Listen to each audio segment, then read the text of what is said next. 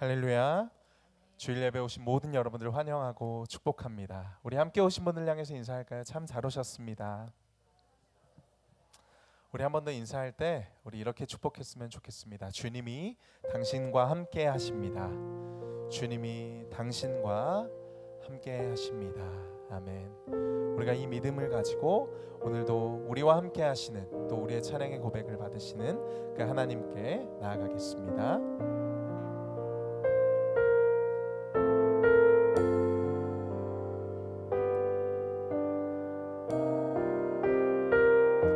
우리 함께 고백하겠습니다. 아무것도 두려워 말라.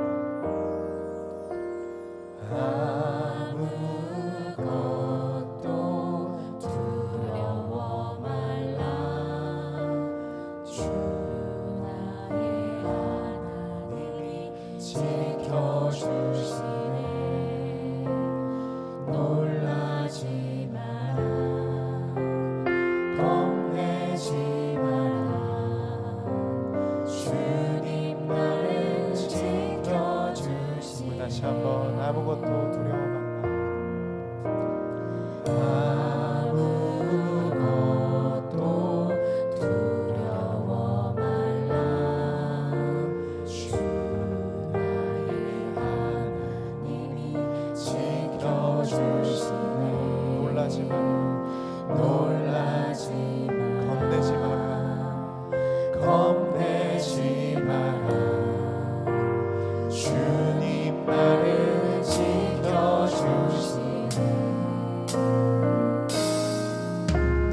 내 맘이 힘에 겨워 지칠지라도 주님 나를 지켜주시네. 세상의 험한 풍파 몰아칠 때도 주님 나를 지켜주시네.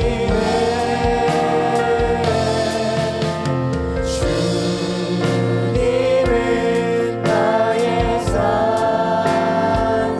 주님은 나의 요새. 주님은 나의 소망. 나의 힘이 되신 여호와. 처음부터 고백하겠습니다. 아무것도 두려워 말라. 주 나의 하나님이 지켜주시네. 놀라지 마라. 놀라지 마라. 겁내지 마라. 주님 나를 지켜주시네. 내 맘이 내 맘이 힘에 겨워 지칠지라도 주님 나를 지켜주시네. 세상의 험한 풍파 몰아칠 때도 주님 나를 지켜주시네.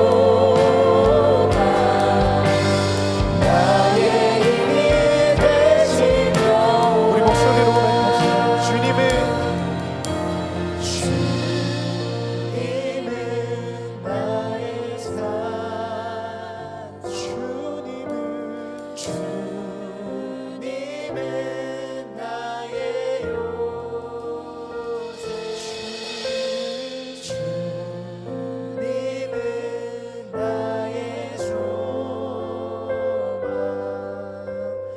나의 힘이 되신 여호와.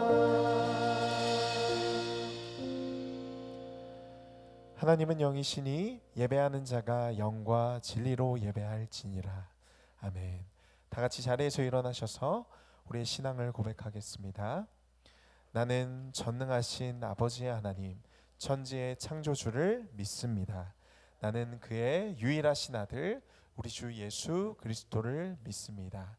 그는 성령으로 잉태되어 동정녀 마리아에게서 나시고 본디오 빌라도에게 고난을 받아 십자가에 못 박혀 죽으시고 장사된 지 사흘 만에 죽은 자 가운데서 다시 살아나셨으며 하늘에 오르시어 전능하신 아버지 하나님 우편에 앉아 계시다가 거기로부터 살아있는 자와 죽은 자를 심판하러 오십니다. 나는 성령을 믿으며 거룩한 공교회와 성도의 교제와 죄를 용서받는 것과 몸의 부활과 영생을 믿습니다. 아멘. 자리에 앉겠습니다.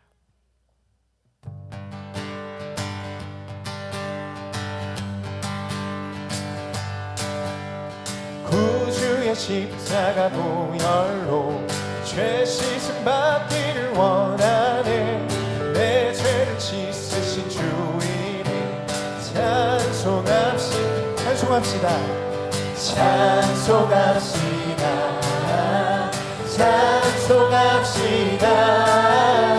내 죄를 씻으신 주 이름 찬송합시다.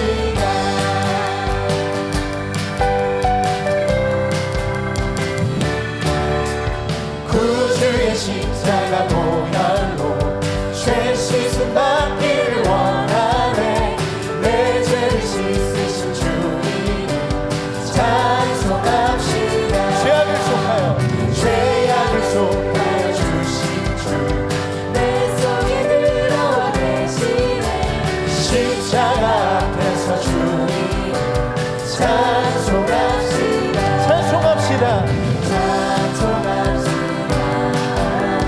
찬송합시다. 내 죄를 씻으신 주 이름 찬송합시다. 주 앞에 흐르는 생명수 날 씻어 정하게 하시네. 내 깊은 정성을 다하여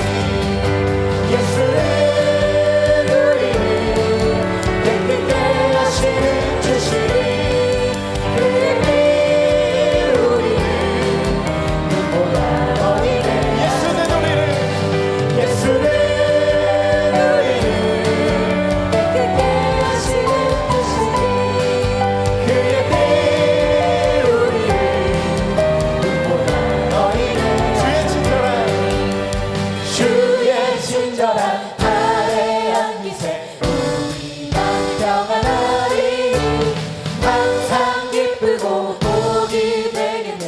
영원하신 발에 한 번 더 주의 친절한 주의 친절한 발에 안기세 우리 마음이 평안하리니 항상 기쁘고 복이 되겠네. 영원하신 발에 안기세 주의 발에 그 크신 발에 안기세 주의 발에 영원하신 발에 주의 보좌로 주의 보좌로 나아갈 때 기뻐 찬미 소리 외치고 겁과 두려움 없어지니 영원하신 발에 안기세 주의 발에 크신 발에 안기세 주의 발에 영원하신 발에 주의 팔에 주의 발에 크신 발에 안기세 주의 발에 영원하신 발에 영원하신 영원하신 발에 안기세 주님께 감사의 박수 주님의 보혈을 의지함으로 나아갑니다.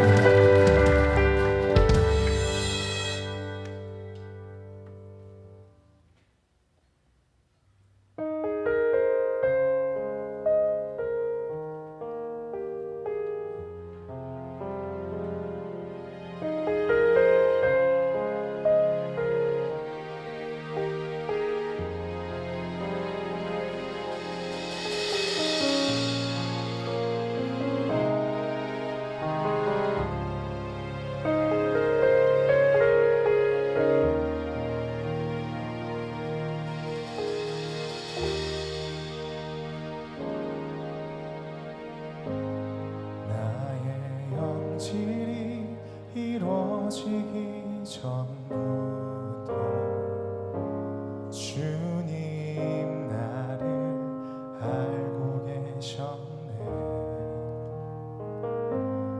나의 시간이 시작되기 전부터 주의 책에 기록하셨네.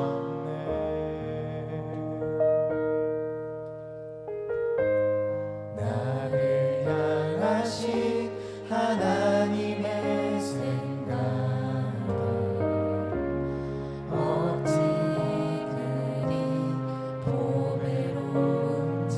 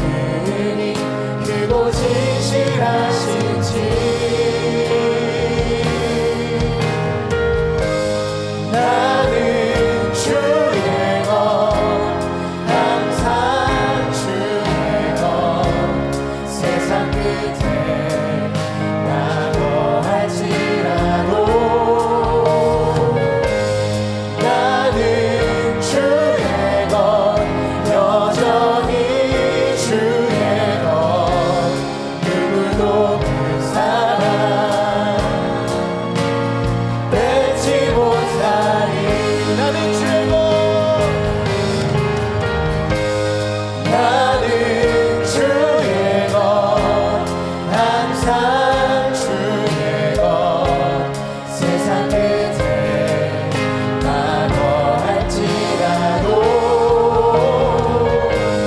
나는 주의 것 여전히 주의 것 누구도 그 사랑 뺏지 못하리. 한번 더 고백합시다. 나는 주의 것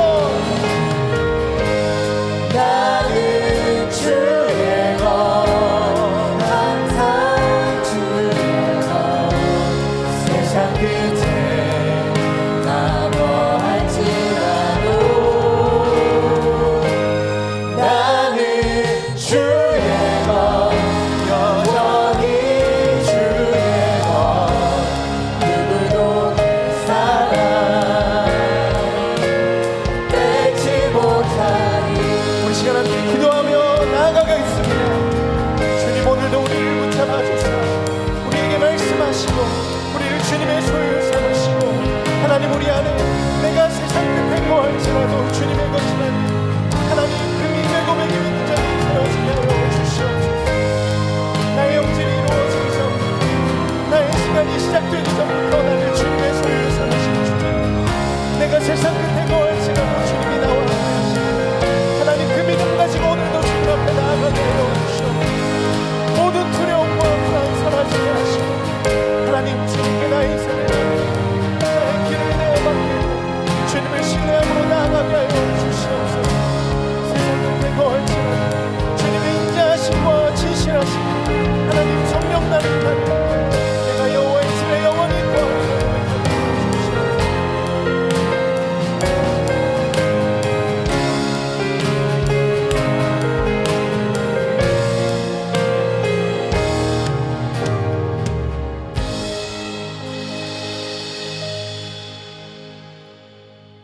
길이요 진리요 생명이 되시는 하나님 아버지, 은혜와 사랑을 감사합니다. 지난 한 주간도 장마와 무더위 속에서도 저희들의 삶을 지켜주시고 거룩한 주일을 통하여 하나님께 찬양과 예배를 드리게 하시니 감사드립니다. 이 시간 영과 진리로 예배를 드리오니 그 영광 받아 주시옵소서. 사랑이 많으신 하나님 아버지, 저희들은 지난 한 주간의 삶을 돌아볼 때 수많은 유혹 속에 진리의 말씀대로 살지 못하고 많은 죄 가운데 살았음을 고백하고 회개하오니 용서하여 주시옵소서. 오직 진리의 말씀을 붙잡고 주님 안에 거하는 삶을 살아가게 하여 주시옵소서. 감사하신 하나님 아버지, 이 지역에 온사랑교회를 세워주시고 축복하여 주심을 감사드립니다. 목회 철학과 목회 비전을 통하여 지역사회를 섬기는 건강한 교회 되게 하여 주시옵소서. 은혜가 많으신 하나님 아버지, 여름 행사가 현재 진행 중에 있습니다. 영아부, 유치부, 초등부, 여름 성경학교가 은혜 중에 잘 마치게 하여 주심을 감사드립니다. 오늘부터 시작되는 중고등부 수련회를 통하여 학생들이 하나님을 만나게 하시고 성령 충만한 수련회가 되게 하시고 안전하게 다녀올 수 있도록 인도하여 주시옵소서. 수고하시는 교역자와 교사들 그리고 봉사자들이 건강과 지혜를 허락하여 주시옵소서. 또한 필리핀 단기 선교를 위해 기도합니다. 인도하시는 담임 목사님을 위해 영적으로 강건함을 허락하여 주시고 선교팀의 건강을 지켜주시옵고 처음 출발해서부터 마치고 돌아오는 그 시간까지 하나님 동행하시고 인도하여 주시옵소서. 거룩하신 하나님 아버지, 이 시간 생명의 말씀을 전하실 자홍기 담임 목사님을 세워주심을 감사합니다. 영육간의 강건함으로 붙잡아 주시옵고 하나님의 말씀이 선포되는 말씀마다 온전히 새겨들을 수 있도록 성도들이 마음과 귀를 열어주시옵소서. 그리하여 진리의 말씀을 붙잡고 흔들리지 않고 소망을 가지고 구별되는 삶을 살아가게 하여 주시옵소서. 사랑의 하나님 아버지, 오늘 또 육신의 질병으로 영혼의 어려움으로 고통 속에 있는 성도들을 친히 위로하여 주시옵소서. 감사드리며 거룩하신 예수님의 이름으로 기도드렸습니다. 아멘.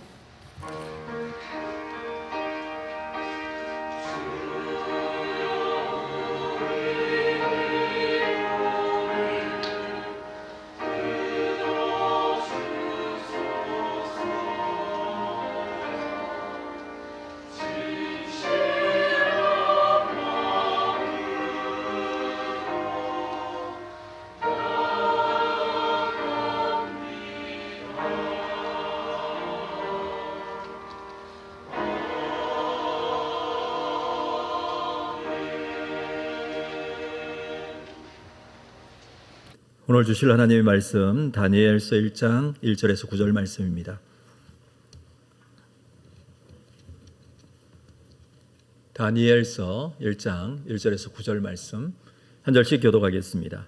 유다 왕 여호야김이 다스린 지 3년이 되던 해에 바벨론 왕 느부갓네살이 예루살렘에 이르러 성을 에워쌌더니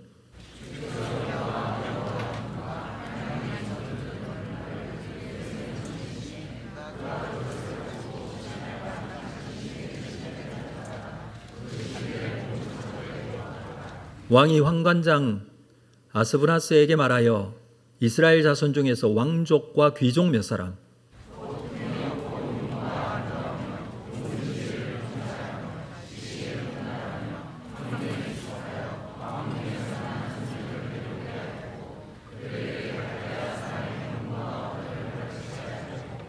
또 왕이 지정하여 그들에게 왕의 음식과 그가 마시는 포도주에서 날마다 쓸 것을 주어 3년을 기르게 하였으니 그 후에 그들은 왕 앞에 서게 될 것이더라.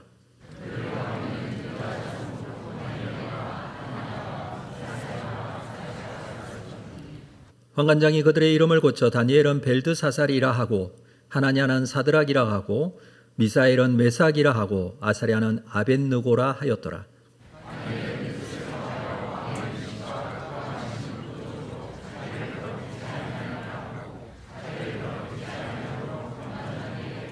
함께 읽습니다. 하나님이 다니엘로 하여금 황관장에게 은혜와 긍휼을 얻게 하신지라. 네. 준비하시는 거 하나님께 드리겠습니다.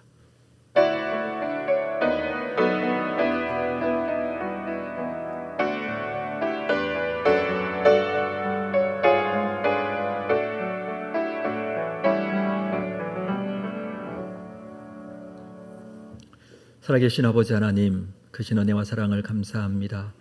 주의 은혜로 주님 앞에 한 주간 살게 하시고 살면서 주신 감사의 제목들과 함께 감사헌금으로 하나님께 영광을 돌립니다.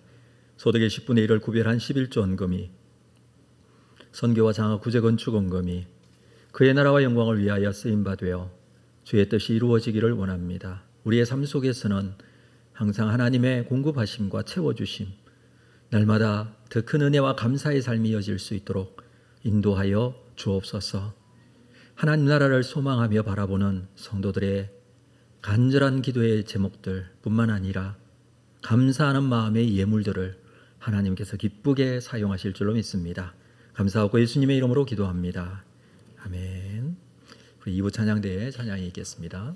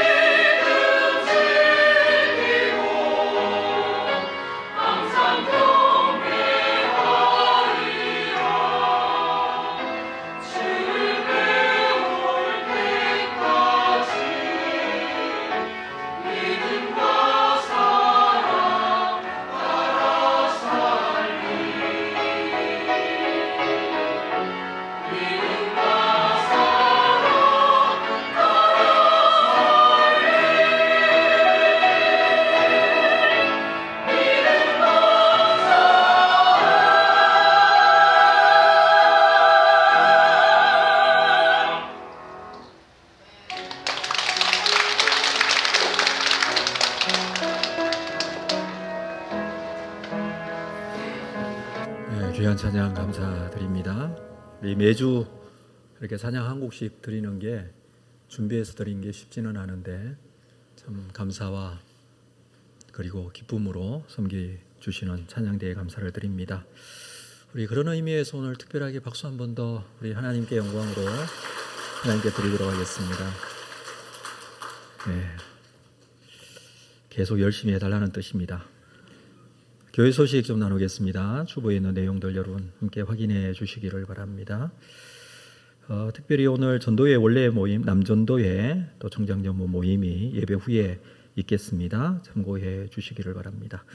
오늘 3부 예배 시에는 우리 유병성 목사님 MEM 연구소 운영하시는 목사님께서 오셔서 말씀을 전해 주실 텐데, 지난 우리 작년 이스라엘 성경 지리 탐방 때 우리를 안내해 주신 목사님이시고 이스라엘 현지에서 한 20년 가까이 지내시면서 공부하시고 연구하시고 이스라엘의 성경적 지리를 아주 많이 저희들에게도 참 안내를 해 주셨던 목사님이신데 한국에 잠시 들어오신 기회에 저희 교회에 오시게 됐습니다. 오늘 2부 예배 참석하신 분들도 3부 예배 오셔서 참 귀한 말씀 오늘 전해 주실 텐데 꼭 함께 했으면 좋겠습니다.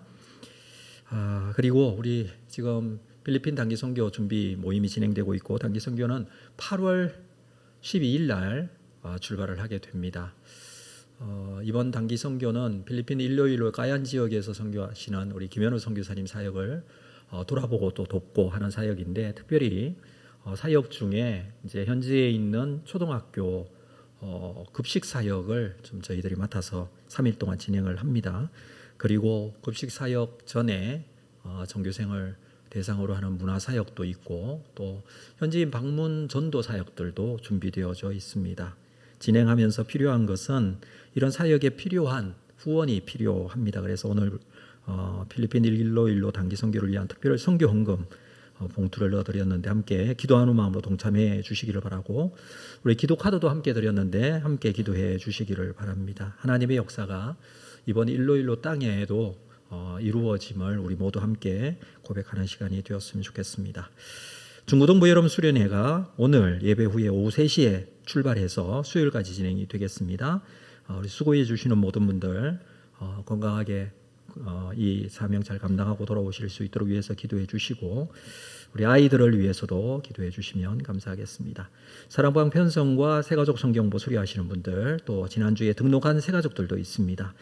우리 교회에 찾아와서 등록하고 또 함께 한 식구가 된 분들 여러분 잘 챙기시고 좀 환영해 주시고 축복해 주시고 아는 척도 해 주시고, 그래서 아름다운 성도 공동체 아름다운 예배 모임이 잘 진행될 수 있도록 주님의 교회를 세워나갈 수 있도록 함께 해주시면 감사하겠습니다. 우리 앞뒤 좌우로 서로 한번 인사하는 시간 가질까요? 앞뒤 좌우로 보시면서 오늘 참 잘 오셨습니다. 은혜로운 예배가 되십시오. 주님께서 함께 하실 것입니다. 네, 제가 참 고민을 하다가 오늘부터 다니엘서 말씀을 좀 오늘 나누고 오늘 첫 번째 시간 갖도록 하겠습니다. 자, 다니엘서는 우리가 잘 알고 있는 내용이기도 하고 또 한편으로는 잘 모르는 내용이기도 하고, 왜 그러냐면 다니엘서를 구성하고 있는 내용들이 그렇습니다. 다니엘서는 총 12장까지 있는 성경책인데 앞에 있는 1장부터 6장까지의 내용은 익히 알고 있는 사건 중심의 내용을 기록하고 있고요. 7장 이후에는 우리가 잘 모르는 묵시적인 내용들을 기록하고 있기 때문이죠. 알고 있는 사건, 여러분 1장에 등장하는 다니엘이 뜻을 정하고 음식을 왕의 음식과 포도주를 거부하고 하는 그런 내용들이 있습니다. 2장에 가서는 왕이 꿈을 꾸는데 그 신상에 대한 꿈, 그것에 대한 해석에 대한 부분들, 3장에서는 풀무불에 던져지는 그런 사건들, 5장에 가면 벨사살 왕 때인데 벽에 이 손가락이 나타나서 글씨 쓰는 그런 내용들, 6장에서는 다니엘이 사자굴에 던져지는 내용, 우리가 흔히 주일학교 때부터 성경 공부 시간들을 통해서 많이 듣고 알게 된 내용들이 이 다니엘서에 굉장히 많습니다. 그래서 잘 아는 성경이기도 하지만 7장 이후에서는 하나님의 일어날 일에 대한 예언적 내용들이 많이 있고 상징되어지는 부분들도 많고 또 해석이 필요한 부분도 많습니다. 그래서 이제 다니엘서를 구약의 요한계시록과 같다라는 그런 얘기를 해서 뒷부분은 좀 접근하기가 쉽지가 않습니다. 그렇지만 우리가 또 하나님께서 우리에게 이 말씀을 주신 이유가 있기 때문에 말씀을 차근차근 마지막까지 잘 묵상해 가면서 오늘 이 자리에 살고 있는 나에게 주시는 하나님의 말씀이 무엇인지를 다니엘서를 통해서 우리가 함께 은혜 받고 또 귀한 시간 하나님의 뜻을 분별하는 그런 시간이 되었으면 좋겠습니다. 자, 이 다니엘서를 알기 위해서 성경 전체의 내용에 다니엘서의 위치가 어디인지 역사적으로 좀 먼저 좀 살펴보도록 하겠습니다. 성경 전체를 보면 성경을 읽다가 보면 우리가 이스라엘의 역사를 많이 기록하고 있지만 사실은 이스라엘 역사뿐만 아니라 주변 여러 열강들과 제국들, 나라들, 민족들에 대한 이야기들도 같이 함께 있습니다. 특별히 창세기 출애굽기를 읽어가다가 보면 굉장히 중요한 나라가 나오는데 그게 애굽이라는 나라예요. 창세기 때부터 애굽은 있었고 그 애굽과 이 성경에 나오는 인물들과의 연결점이 계속 있어 왔고 심지어는 야곱 때에는 애굽으로 온 가족이 내려가 살기도 하고 그래서 그들이 번성하고 숫자는 많아졌지만 애굽의 노예가 돼서 살게 되는 이야기들로 이 창세기에 나오는 내용입니다. 출애굽기에는 그 애굽에서 이스라엘 백성들이 탈출하는 내용이죠. 광야 생활을 거쳐서 가나안 땅에 들어가게 되는데 가나안에 들어가서 사사기를 거쳐서 나라를 세웁니다. 그게 이스라엘이라는 나라예요. 이 나라가 사울 왕, 다윗 왕, 솔로몬 왕 때에는 한 나라로서 참 부강한 나라가 되기도 했지만 그 아들 르호보암 때의 나라가 남북으로 나눠집니다. 북쪽에는 북이스라엘, 남쪽에는 남유다로 나눠지는데 자, 이때쯤 일어난 열강 중에 제국 아시리아라는 성경에서는 아수르라고 하는데 이 제국이 니느웨를 중심으로 등장을 합니다. 자, 제국은 다른 민족, 다른 나라들까지 집어삼키면서 나라를 확장해가는 그런 것을 제국이라고 하죠. 이 아수르 제국이 북이스라엘을 멸망시킵니다. 남유다와도 전쟁이 있었습니다만 남유다는 멸망하지 않고 이 아수르가 번성하다가 결국 바벨론에서 일어난 바벨론 제국에 의해서 멸망을 당하죠. 그리고 남유다는 바벨론에 의해서 멸망을 당합니다.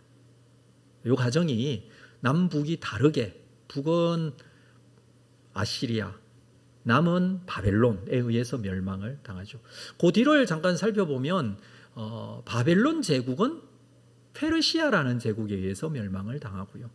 페르시아라는 제국은 나중에 헬라 제국에 의해서 그리고 헬라 제국은 로마 제국에 의해서 멸망을 당합니다. 이 패권이 이런 제국들에 의해서 자꾸 주인이 바뀌게 되는데 우리가 잘 알고 있는 신약 성경에서의 제국 아주 중요한 나라는 로마 제국이죠. 로마 제국에 대해서 알면 신약 성경을 이해하는 데 굉장히 도움이 많이 되듯이 마찬가지로 앞에 있는 아수르라든지 바벨론 또는 페르시아에 대해서 우리가 좀 알아갈수록 구약 성경이 이해가 아주 쉽게 되어집니다. 자, 북이스라엘은 아수르에 의해서 멸망이 됐다고 그랬어요. 그리고 남아있는 남유다가 바벨론에 의해서 멸망을 당합니다. 남유다에 살고 있던 다니엘이 바벨론에 의해서 멸망을 당하기 전에 이미 바벨론으로 포로로 끌려가게 되고 다니엘은 그곳에서 평생을 살게 됩니다. 그 다니엘이 다니엘서를 기록했습니다. 그래서 다니엘서가 가지고 있는 역사적인 위치가 이 바벨론 시대의 나라가 망할 때쯤이었다. 그때부터 시작이 된다라는 것을 알 수가 있죠. 자, 오늘 본문 말씀을 한번 볼까요? 1절 말씀 같이 읽도록 하겠습니다. 1절 시작. 유다 왕 여호야김이 다스린 지 3년이 되는 해에 바벨론 왕 느부갓네살이 예루살렘에 이르러 성을 에워쌌다라고 기록을 하고 있습니다. 자, 다니엘이 기록을 했다면 다니엘은 이 다니엘서를 이때부터 기록을 시작한 거예요. 유다 왕 여호야김이 다스린 지 3년째 되던 해. 그때 무슨 일이 있었다고요? 바벨론 왕 느부갓네살이 예루살렘에 이르러 성을 에워쌌다라고 합니다. 이때가 역사적인 기록으로 본다면 주전 605년입니다. BC 605년. 남유다가 멸망당한 게 BC 586년쯤이니까 한 20년 전쯤, 완전히 나라가 망하기 전 20년 전쯤이에요. 시기적으로. 이때 무슨 일이 있었냐 하면 이스라엘 백성들이 포로로 끌려가는 사건이 벌써부터 일어나고 있었던 것이죠. 당시에 바벨론이라는 제국이 아시리아를 정복합니다. 그게 BC 609년경이에요. 이미 아시리아는 바벨론에 의해서 멸망을 당했고, 자, 이쪽 지역에 패권을 두고서 이 바벨론과 남쪽에 있는 애굽 사이에 갈등과 전쟁들이 계속 일어나던 때였습니다. 그래서 유명한 갈그미스 전투라는 것이 있는데, 그곳에서 애굽 군대와 이 바벨론 군대가 충돌하게 되는데, 그곳에서 애굽이 패하고 애굽으로 돌아가는 그 부대를 끝까지 이 바벨론이 따라갑니다. 그래서 승리하고 돌아가는 길에 예루살렘을 들른 거예요. 지금 오늘 본문은 그 내용이에요. 애굽과의 전쟁에서 이기고 돌아가는 바벨론이 예루살렘을 에워싸고 예루살렘을 자기의 식민지같이 복속시키는 사건이 이 605년 여호야김 제3년에 있었어요. 여호야김 유다의 왕이 등장합니다. 이 여호야김은 요시야 왕의 아들이에요. 요시야 왕은 종교개혁을 통해서 하나님께서 기쁘게 사용하신 아주 선왕이었습니다. 그런데 이 요시야 왕이 애굽과의 전쟁에서 전사합니다. 그리고 백성들은 그의 아들인 여호아스를 왕으로 세워요. 이 여호아스는 둘째거든요. 첫째가 여호야김이에요. 그런데 백성들이 둘째를 세워요. 둘째를 세웠는데 그때 당시에 여호아스가 애굽의 전쟁에서 패하고 나서 이 유다의 정치적인 상황은 애굽이 지배를 하던 상황이었어요. 그래서 애굽이 보니까 여호아스가 왕으로 세우니까 그를 폐위시켜버리고 애굽이 여호야김을 세워요. 그러니까 자기들이 왕을 세우는 거죠. 그럼 무슨 말이냐면 이 유다는 우리가 지배한다, 그런 의미가 되겠죠. 그래서 지금 당시에는, 그때 당시에는 유다가 이미 애굽에 복속되어 있는 그런 상황이었습니다. 그 상황에서 애굽과 바벨론의 전쟁에서 바벨론이 승리하게 되니까 바벨론은 애굽에서 승리하고 유다도 자기 복속으로 만드는 거예요. 그래서 이 여호야김 왕을 누가 세웠다고 그랬죠? 애굽이 세웠다고 그랬으니까 그 왕을 폐위시키고 자기들이 원하는 왕을 또 세워요. 여호야긴이라는 왕을 또 세우고, 여호야긴도 좀 있다가 폐위시켜버리고 또 바벨론이 세운 왕이 시드기야 왕입니다. 이 시드기야 왕이 유다의 마지막 왕이었죠. 결국 나중에 시드기야가 또 바벨론의 반기를 들고 막 이러는 바람에 결국에는 완전히 예루살렘까지 다 멸망당하는 그 일이 이제 BC 586년에 있었습니다. 그런데 오늘 본문에 등장하는 여호야긴은 3년이라는 것은 이 일이 있기 전에 이미 20년 전에 바벨론에 의해서 유다가 복속되기 시작한 때를 말합니다. 그때에 느부갓네살 왕이 예루살렘 성을 에워싸고 이 예루살렘뿐만 아니라 유대를 바벨론에 복속시키고 바벨론으로 포로로 끌려가는 사람들이 있었다라는 것이죠. 포로로 끌려가는 것은 총 3번에 의해서 끌려갑니다. 이때 처음으로 끌려가게 되는 사람들, 이때는 주로 귀족, 왕족의 자녀들을 데리고 가요. 그리고 두 번째 또 한 번 이 지도자나 기술자들 중심으로 포로로 끌려가는 그런 사건이 있었고, 세 번째는 완전히 멸망당할 때 백성들을 다 포로로 끌고 가는 그런 사건이 3번에 의해서 일어납니다. 자, 이 상황을 두고 다니엘은 이 성경을 기록해 가면서 2절에서 이렇게 말하고 있습니다. 자, 2절 말씀 볼까요? 2절, 주께서 유다 왕 여호야김과 하나님의 전그릇 얼마를 그의 손에 넘기심에 그가 그것을 가지고 신할 땅 자기 신들의 신전에 가져다가 그 신들의 보물 창고에 두었더라. 자, 이때 바벨론 왕 느부갓네살이 예루살렘 성을 에워싸고 그리고 성전의 보물을 빼앗아갔다라는 것이죠. 자, 이것은 굉장히 중요한 의미가 담겨 있는 행위입니다. 왜냐하면 이때 당시 근동의 이 시대적 상황은 민족마다 가지고 있는 자기들의 신이 있었습니다. 이스라엘은 당연히 여호와 하나님을 섬기고 있었죠. 그런데 보편적으로 이 시대의 사람들은 어떤 생각을 가지고 있었냐면 그 신은 그 민족과 운명을 같이 한다고 생각을 했어요. 그래서 그 민족이 강해지면 그 민족의 신이 정말 강하구나 이렇게 생각하고, 그 신이 그 민족이 약해지면 그 신의 힘도 약하구나 이렇게 생각하고, 심지어는 그 민족이 망하면 그 신도 망했구나 이렇게 생각을 하는 것이었습니다. 자, 지금 예루살렘을 내어보사고 성전 물건들을 약탈해서 바벨론 신전 창고에 두었다라는 이 이야기는 유다뿐만 아니라 유다가 믿고 있는 신인 여호와 하나님도 망했다 라는 의미로 받아들여졌다는 것입니다. 2절에서 이야기하고 있는 내용은 바로 그 이야기예요. 바벨론은 그렇게 생각을 했습니다. 그래서 신전에 있는 이 보물들과 그릇들을 다 가지고 간 거예요. 이제 우리가 이겼다 이 말이죠. 느부갓네살도 아마 그렇게 생각을 했을 것입니다. 아니, 유대인들도 그렇게 생각했을 수도 있어요. 이스라엘 백성들도 이제 다 끝났다. 하나님을 섬기는 성전도 다, 성전 이 그릇도 다 뺏기고 이제 우리에 남은 게 없다 이렇게 생각할 수도 있다는 것이죠. 본문에서는 바벨론을 신할 땅이라는 표현을 하고 있습니다. 신할 땅, 자기 신들의 신전에 가져다가. 그런데 성경에서 이렇게 기록하고 있는 이유는 신할 땅이라는 이 표현 자체는, 물론 신할 땅은 바벨론의 오래된 지역 이름입니다. 이곳은 인류가 하나님을 반역하여 바벨탑을 쌓았던 곳이에요. 바벨탑 사건 이후에 신할 땅은 하나님을 대적하는 것의 상징으로 성경에서 자주 사용되어집니다. 요한계시록을 읽어봐도 바벨론이라는 이 의미는 하나님을 대적하는 대표로 등장을 하죠. 자, 이곳에 성전의 물건들과 뿐만 아니라 다니엘과 그 세 친구들도 끌려가게 된 것이죠. 이 상황은 어떤 상황이냐면 모든 것이 절망적인 상황.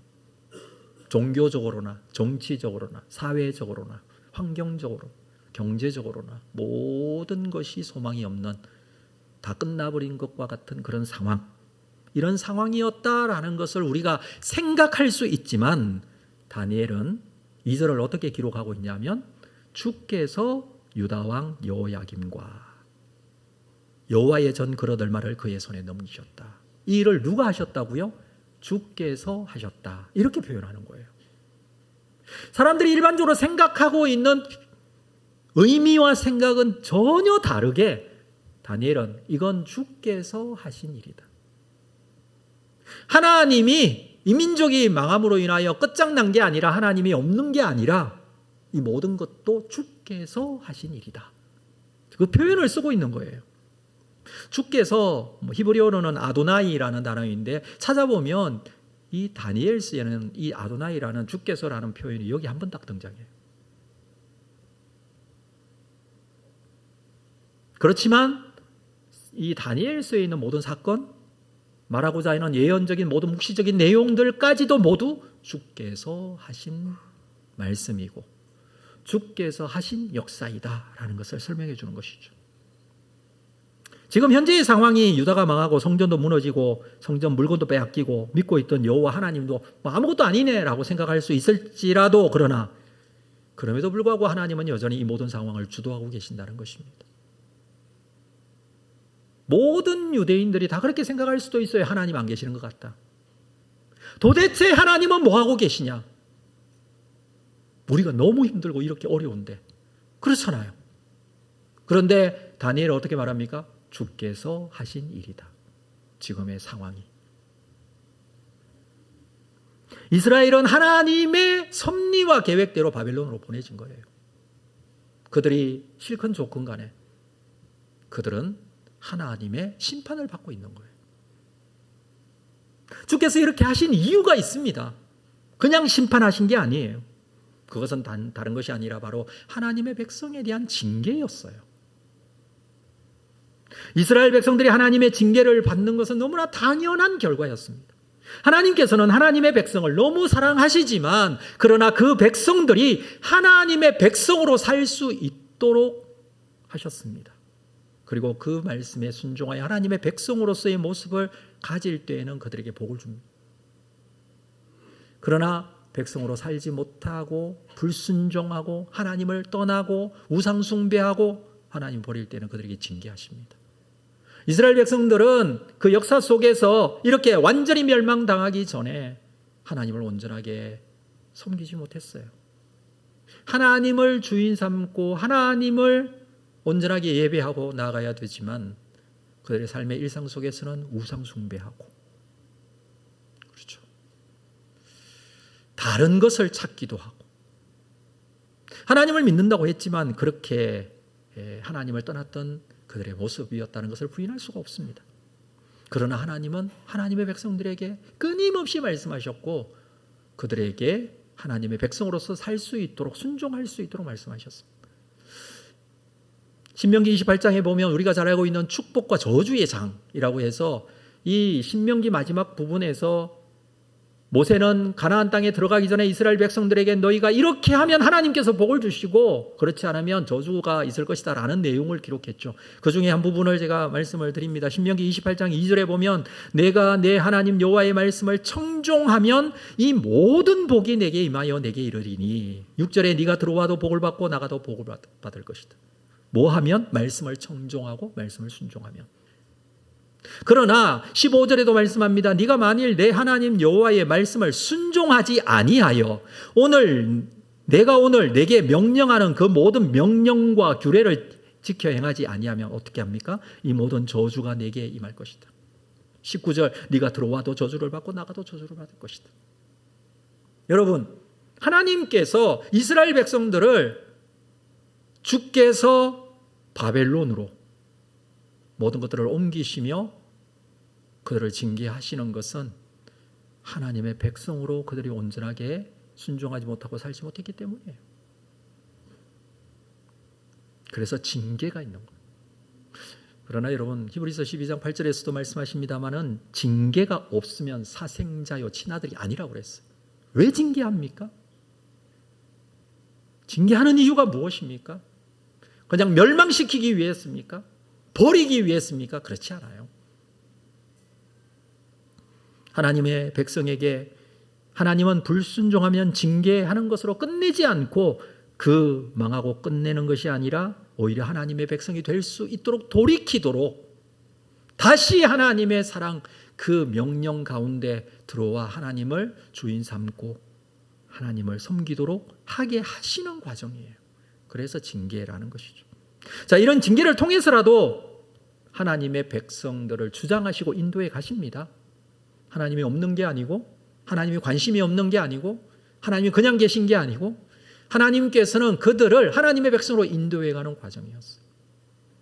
그래서 많은 선지자들을 통하여서 주께로 돌아오라. 그렇지 않으면 하나님의 심판이 있을 것이다. 선지자들이 계속 선포했던 내용이에요. 결국 그렇게 되었죠. 그러나 예레미야 선지자를 통해서도 말씀하십니다. 너희가 그렇게 포로로 끌려가게 될 것이지만 70년 후에 다시 하나님께서 돌아오게 하실 거다. 하나님의 회복의 역사도 동시에 함께 선포를 했던 것이죠. 요즘 우리가 말씀을 묵상하고 있는 이사야서에서도 마찬가지예요. 하나님의 회복의 선포가 이미 백성들에게 선지자를 통해서 주어졌습니다. 하나님께서는 그렇게 하나님의 백성으로 만들어 가시는 과정 속에 하나님의 백성을 집어넣으신다는 것이죠. 그리고 뿐만 아니라 그 바벨론의 포로로 끌려가서 그곳에 살게 되는 이 기간, 일정한 기간이 있는데 이 기간 동안에도 하나님께서는 그곳에서도 하나님이 되신다라는 사실을 다니엘서를 통해서 우리에게 보여주는 거예요. 이 예루살렘 성전을 떠나고 예루살렘을 떠나고 이스라엘을 떠났기 때문에 하나님은 그곳에 안 계신 것이 아니라 그곳에서도 하나님은 하나님의 백성들에게 신실하게 역사하시고 하나님의 백성들을 지키시고 인도해 가신다는 것입니다.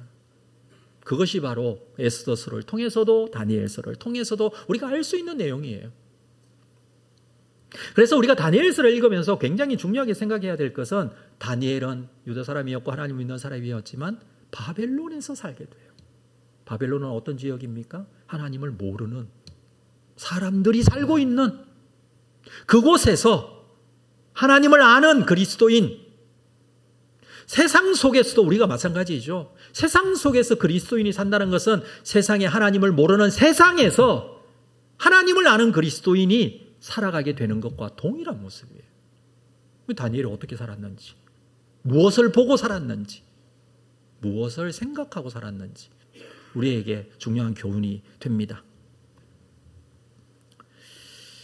다니엘은 하나님께서 하신 일이라고 이 나라의 멸망과 그리고 이 포로로 끌려가는 억울한 힘든 상황을 이렇게 설명을 하고 있습니다.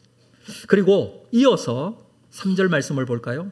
구체적인 내용들을 설명해 주는데 3절 왕이 환관장 아스부나스에게 말하여 이스라엘 자손 중에서 왕족과 귀족 몇 사람. 자, 이때 끌려간 사람이 왕족과 귀족 몇 사람이에요.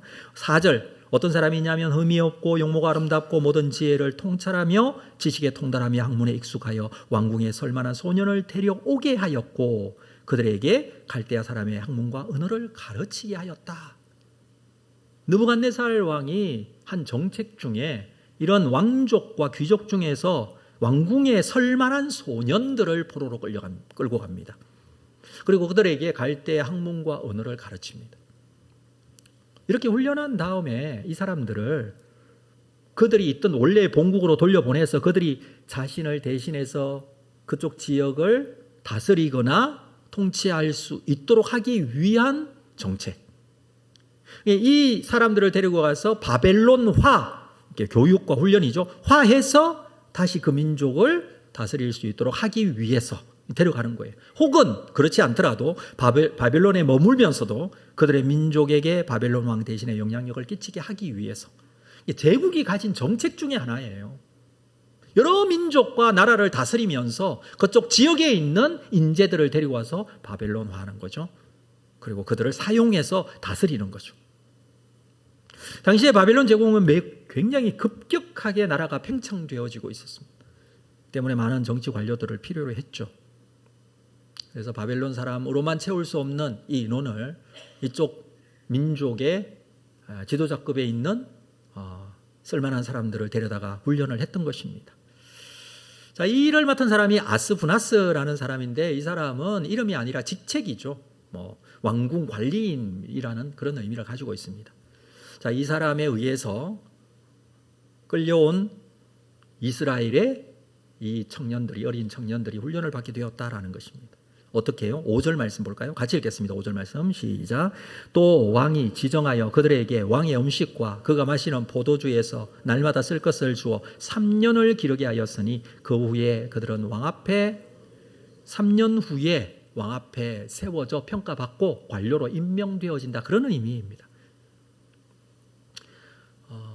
기록에 의하면 페르시아 같은 제국도 식민지의 젊은 청년들을 3년 동안 교육 훈련했다라는 기록이 아직 남아 있습니다. 그 내용을 보면 바벨론도 비슷한 정책이었을 것 같은데 조건이 있습니다. 10대 후반에 아주 건강한 청소년들, 흠이 없고 용모가 아름다워야 했고 지적 요건을 충족해야 했고 몸가짐도 특별한 그런 친구들을 선발했다고 해요. 그 선발해서 훈련해서 지역 관료로 쓰거나 중앙 집권적인 이 통치에도 사용을 했다는 것입니다. 바빌론도 마찬가지였어요. 그래서 오늘 본문 4절에도 그 내용들을 쭉 기록을 하고 있는 것입니다. 자, 이들에게 6절 말씀 볼까요? 그들 가운데 유다 자손 다니엘과 하나냐와 미사엘과 아사랴, 우리가 잘 알고 있는 이름이 등장합니다. 이 사람들이 있었다. 자, 7절 환관장이 그들의 이름을 고쳐 다니엘은 벨드사살, 하나냐는 사드락, 미사엘은 메삭이라 하고 아사랴는 아벳누고라 하였더라. 이름을 바꾸어줘요. 이들이 원래 이름은 유다에 있을 때에 유다의 하나님을 믿는 믿음의 신앙의 고백 위에 이름을 지어요. 이게 이스라엘이 민족의 이름을 짓는 모습이거든요. 그래서 이 사람들이 지금 가지고 있는 이 원래 가지고 있었던 이름에는요 하나님이라는 의미가 다 들어가 있어요. 다니엘, 하나님은 재판관이시다. 하나냐, 여호와께서 자비를 베푸신다. 미사엘, 누가 하나님과 같은가? 아사랴, 여호와가 나의 도움이시다. 하나님에 대한 고백이 다 들어가 있어요. 근데 그 이름을 어떻게 바꿔요? 바벨론식으로 바꿔요. 벨드사살이라고 바꿨습니다. 신이 그의 생명을 보호하리라. 그 신은 누구예요? 바벨론이 믿는 신이에요. 사드락, 바벨론의 달신인 아쿠의 명령이라는 뜻을 가지고 있어요. 메삭, 누가 아쿠와 같은가? 아벳느고, 바벨론의 신이었던 나부의 종이라는 뜻입니다. 자, 이름에서 볼 수 있듯이 원래는 하나님을 믿었는데 그러나 원치 않게 이름을 바벨론 신을 믿는 듯한 이름으로 바꿔버려요. 이거 거부한다고 거부가 되어지나요? 거부할 수 없는 상황이에요. 나는 포로로 안 끌려가려고 한다고 안 끌려가나요? 끌려갈 수밖에 없는 상황이에요. 너 이제부터 이름 바꿨어 라고 딱 정해주면 바뀌어질 수밖에 없는 상황이에요. 세상 속의 그리스도인들이 이렇게 될 때가 많아요. 다니엘과 친구들도 그렇게 되었다는 것입니다. 여기에다가 바벨론의 문화와 언어, 공부하게 됩니다. 교과 과정이 있었어요. 이 과정에 바벨론화시키기 위한 그들의 문화와 그들의 모든 것들을 공부하게 되는데, 근데 그 문화와 공부, 이 교육의 체계에 들어와 있었던 대부분의 것은 신화, 점성술, 마술, 우상숭배에 관련된 것, 미신, 뭐 이런 것들이에요. 그때 당시에 교육이라는 게 그랬어요. 아시리아에 굉장히 큰 도서관이 있었는데 그것을 바벨론이 점령을 멸망시키면서 이 바벨론화 시키는데, 그 내용 안에 들어가 있던 도서관 안에 있는 많은 장서들과 내용들이 다 이런 내용이에요. 그러니까 공부라는 것이 그런 것들과 관련된 거예요. 하나님 앞에 우상 숭배하는 내용들과 관련된 거예요. 그런데 그 공부를 3년 동안 계속 받는 거예요. 언어도 거기에 기초한 언어들이에요. 체계화된 미신을 공부하게 되었다라는 것입니다. 학문적으로. 우리가 그리스도인으로 살면서 하나님 말씀에 부합된 내용과 전혀 다른 교육적인 내용들이 우리 세상 속에서 얼마나 많은지 몰라요. 거기에 맞는 것이냐, 그렇게 여겨지는 것들이 일반화되어 있는 게 많잖아요. 그것과 똑같은 상황이었어요. 이것은 선택할 수 있는 것이 아닙니다. 그대로 주어진 겁니다. 어쩔 수 없이 그들이 지어준 바벨론 이름 그대로를 사용할 수밖에 없어요. 너무 마음에 안 들고 이건 내가 원하는 게 아니지만 그렇게 되어질 수밖에 없는 거예요. 우리가 살아가면서 어쩔 수 없이 이 세상의 가치관 속에 들어가서 살아가야 될 때가 너무나 많아요. 많은 사람들이 하나님이 아닌, 성경적인 가치관이 아닌 세상적인, 지극히 세상적이고 세속적이고 물질 중심적인 그런 가치관으로 살아가는 세상 속에 그리스도인이 살다 보니까 그 속에 함께 살아가야 되는 우리 그리스도인의 소지를 우리는 거부할 수 없다는 거예요.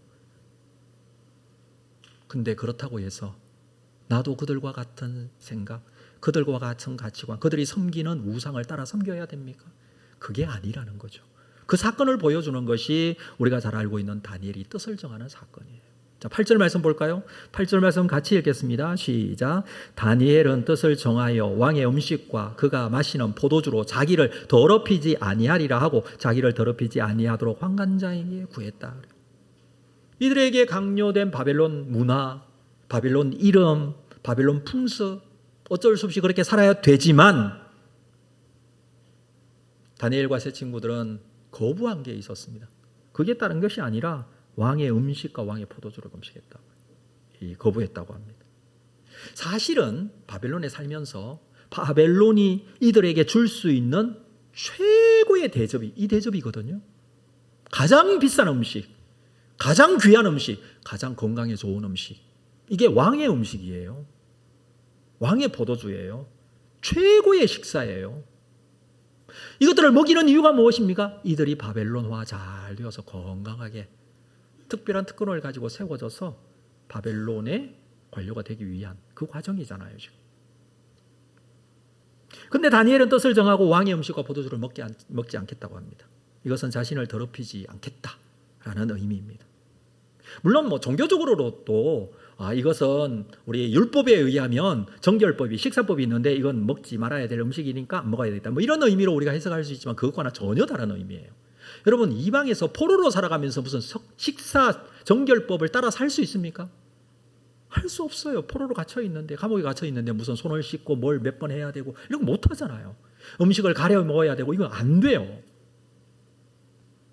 그러나 그의 마음의 중심은 내 삶의 주인이 누구인지에 대한 신앙의 고백을 여기서 분명히 해주고 있다는 것이 중요합니다.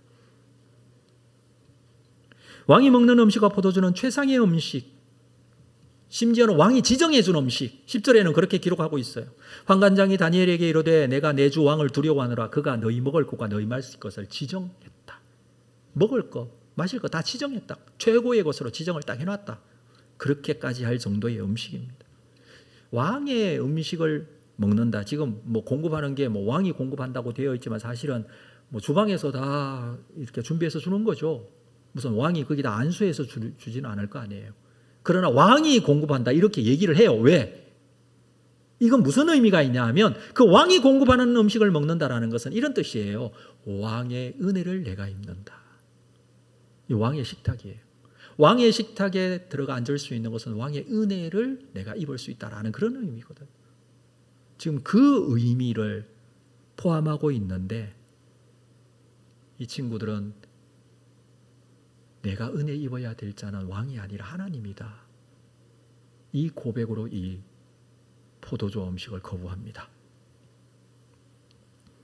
여러분, 왕의 음식 포도주를 먹는 것이 어떻게 보면 바벨론에 더 잘 적응하는 방법이 아닐까요? 그리고 성공하기 위해서는 해야 될 아주 중요한 과정이라 생각할 수 있습니다. 한번 눈 감고 요 3년만 딱 지나가면 오히려 나중에 더 잘 돼서 하나님 영광을 위해서 쓰임받을 수 있지 않을까 이렇게 생각할 수도 있어요. 그러나 그 순간에도 내가 섬기는 분은 왕이 아니라 하나님이라는 이 분명한 신앙 고백을 이들은 놓치지 않은 거예요. 비록 나라가 망했고 성전의 기물이 빼앗기고 포로로 끌려와 모든 사람이 여호와 하나님 끝났다라고 생각한 사람들이 할 수 있을지라도 다니엘의 마음속에는 여전히 주께서 이 모든 역사를 주관해 가시는 하나님이시다라는 사실을 고백하면서 그 신앙의 고백을 가지고 내 삶의 주인은 하나님입니다. 지금 이 순간에도 하나님입니다. 라는 이 고백을 하고 있는 것입니다. 우리가 살아가는 세상에 우리의 삶은 어떠합니까? 세상의 성공이 보장되는 어떤 결단을 해야 될 때가 있어요. 그런데 그것이 하나님이 나의 주인 되심과 반대되는 길이라면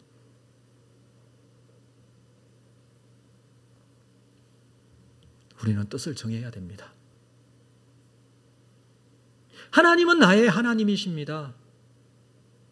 나라가 망해도 하나님은 나의 하나님이십니다. 내가 지금 극심한 어려움이 있을지라도 하나님은 나의 하나님이십니다. 지금 현재도 주께서 하신 일입니다. 그리고 앞으로도 주께서 하실 것입니다. 이 고백이 다니엘에게 있었던 것입니다. 그래서 주께서 하신다고 고백했던 것이죠. 비록 원치 않는 이방 땅에서의 삶, 우상 숭배하는 사람들이 득실득실하는 그 상황 속에서 이름도 바꿔버릴 수밖에 없는 상황이었지만 마음은 바꾸지 않았습니다. 기준은 바뀌지 않았습니다. 그 하나님 내 인생을 인도해 가실 줄로 믿는 끝까지 믿는 신뢰함이 그에게는 있었기 때문인데, 사랑하는 성도 여러분, 우리가 살아내야 할 삶의 자리, 세상적인 세상, 그렇죠, 지극히 세상적인 세상에서 하나님을 믿는 사람으로 그 기준이 하나님께 놓여질 때에, 하나님을 섬기는 사람으로서의 모습을 가질 때에 하나님께서 우리의 삶 처음부터 끝까지 인도해 주실 줄로 믿습니다. 그 확신과 믿음을 가지고 승리하는 귀한 성도 되시기를 주의 이름으로 축복합니다. 우리 자리에서 다 일어나시겠습니다.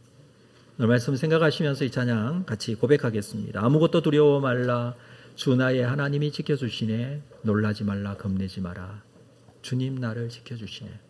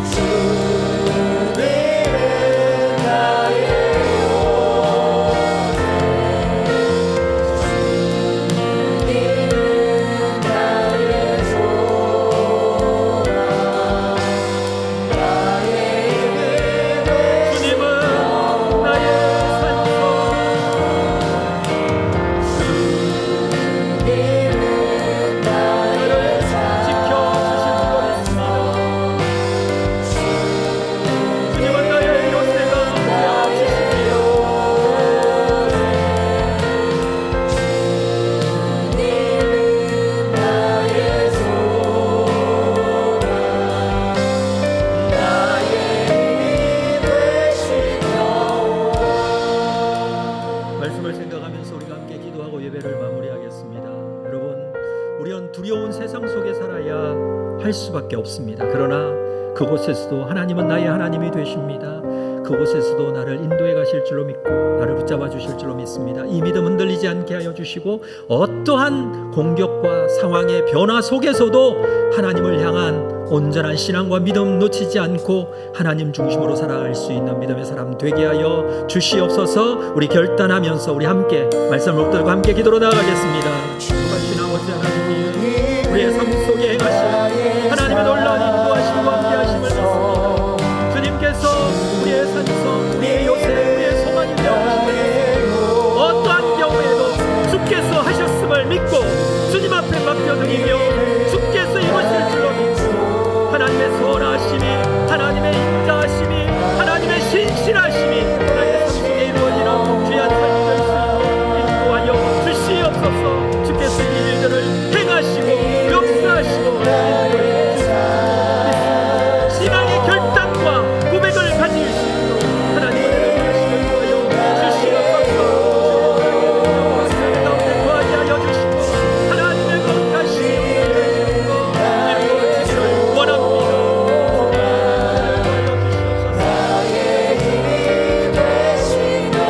나의 힘이 되시고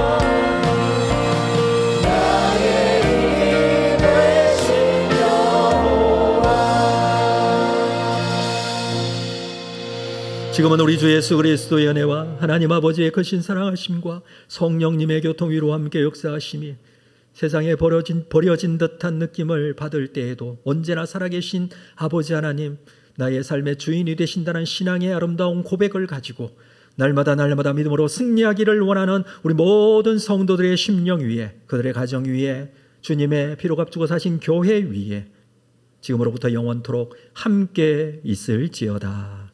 아멘.